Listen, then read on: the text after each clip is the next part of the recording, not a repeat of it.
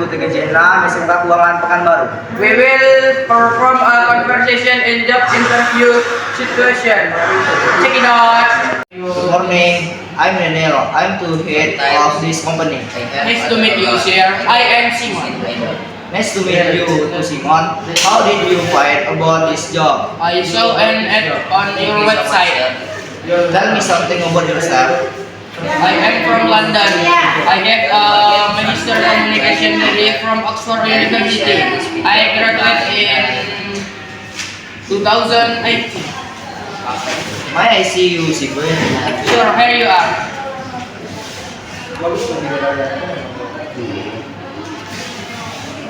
Well done. You got ahead in the first semester. What are you studying?